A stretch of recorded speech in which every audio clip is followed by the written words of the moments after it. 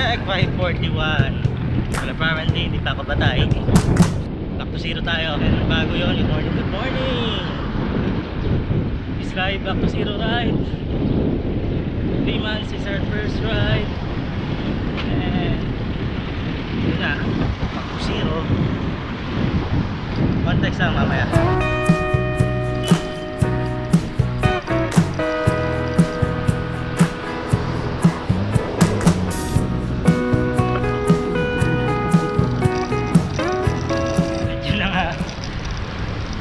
Almost 4 months tayong hindi nakapag-ride. Hindi na masyadong naging ganap. Busy na talaga. Pero ngayon balik tayo.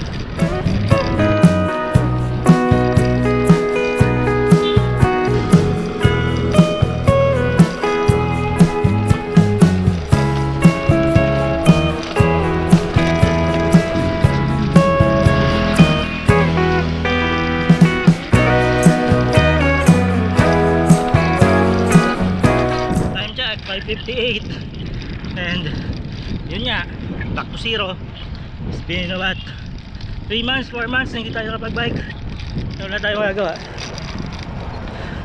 Sayang yung naging natin yung experience.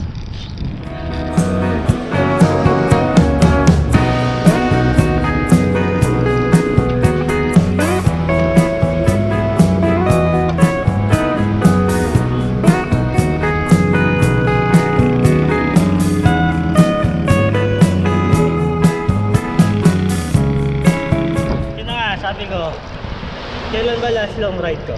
March. That was Monday, Thursday. Yung nag-antiki ako. That is my serious long ride. 140 kilometers yun. Napakainit. Then, after that, nakapag-ride pa ako ng isa eh. Then after that, wala na. Hindi na ako nakapag-ride. So, ano na ngayon? August 10. 5 months, di tayo nakapag-ride na maayos. Ganda.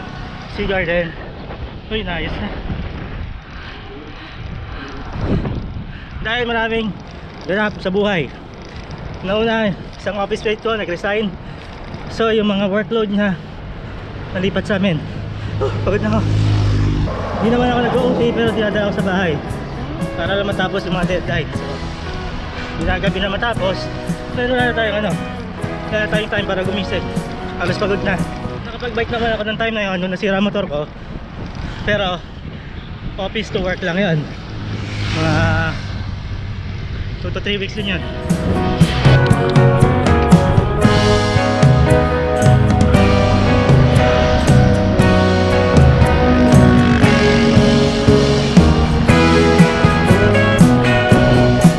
And sa pang reason bakit di tayo nakapag-bike dahil around March and April yun yung panahon naggrabe yung heat index. Ang init kasi yung antiki ako. Hindi ako nalaspag ako na sa init. Mapatak ng 42 degrees dito sa Iloilo. Kaya kahit magbike ako ng umaga, alas 6 pa lang, mainit na. So nawalan din ako ng gana. Ngayon nga, lumagdag pa yung workload sa opisina. Pagod na ako. 10 kilometers pa lang. Mamaya ulit. Time check, 6:15. Naka 14 kilometers na tayo. So yun nga yung kwento ko. Bakit di tayo nakapag-bike ng ganon. Pagod na ako. So ngayon, this is my first ride. Target natin is Dumangas Port. As always, hindi tayo sabihin natin shakedown natin. Yun natin yung form. Sayang, wasted opportunity yung form na nakuha ko nung nag-antiki ako. Napaka mindset ko na. Sabi ko, yung goal ko this year na at least 7,000 kilometers. Kaya yun. Dahil best form ng riding ko yung nag-antiki ako ng March.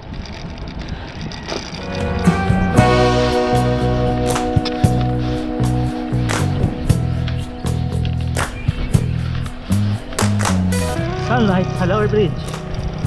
Sabi na tayo ng Dumangas. Ang dami nga Good morning. So yun, ngayon nagka-time na Hopefully bukas Monday makapag-bike ulit. Target natin is bawal ma 0 week. So document natin yan. Meaning bawal ma 0 week, Monday to Sunday makapag-bike ako 1 week. Doesn't matter kung gaano kalayo yung distance, basta makapag-bike, makapagpapawis. Pagod na ako. 17 kilometers. Papasok na tayo ng Limangas. Kaya ulit.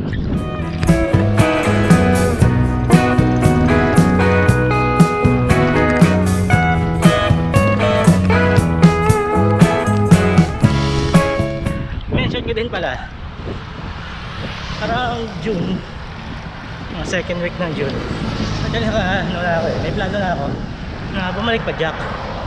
Kasi usually by June 3rd week, second week, 3rd week is Iloilo Bike Festival.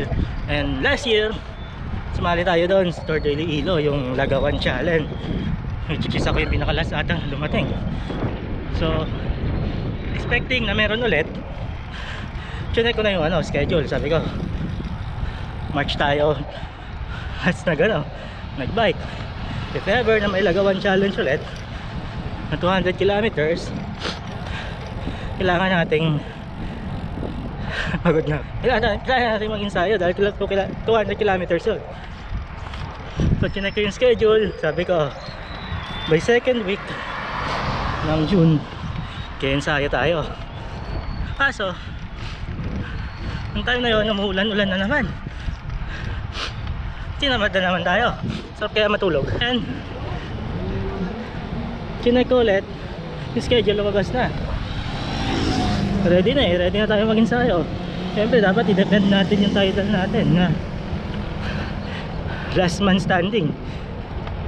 Pag check ko, nakita ko walang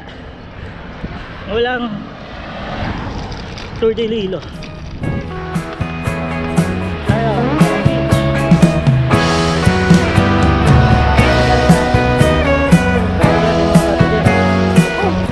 Bike dito. Morning.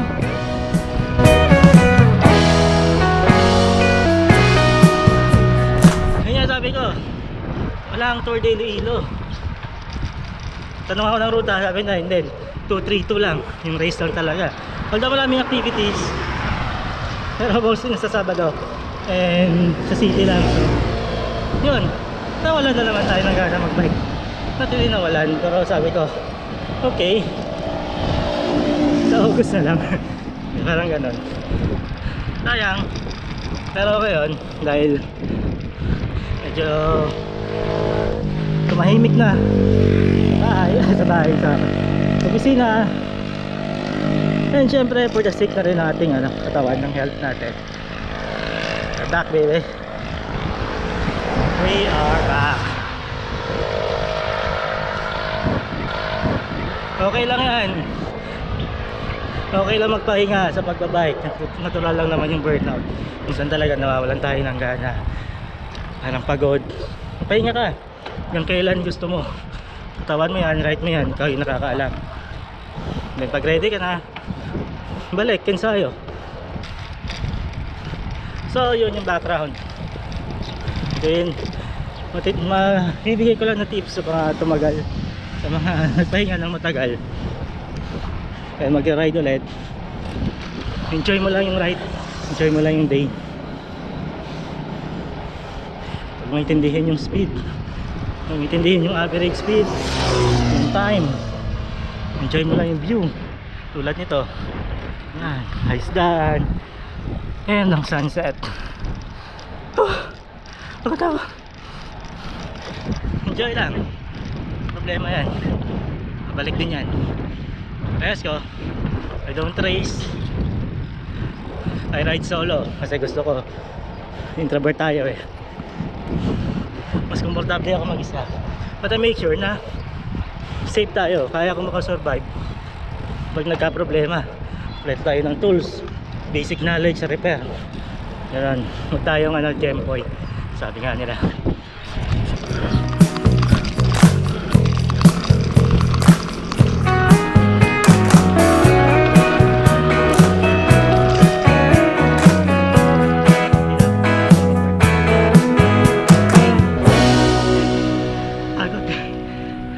time 6:36. Lapit na tayo, konting kembot na lang.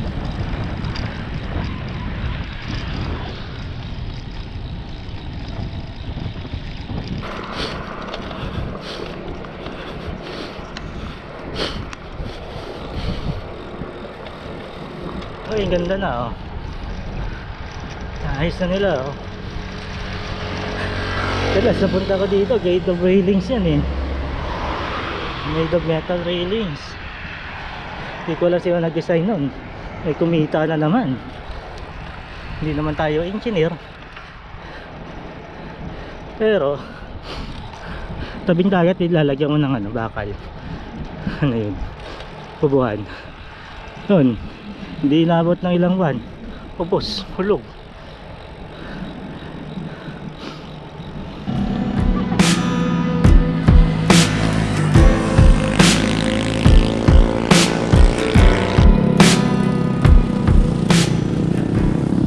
Time check 6:52. Goods na, balik tayo ng Iloilo City. And dito ko na tatapusin ang vlog na to. Document natin yung pagbabalik. Goodbye till the next ride.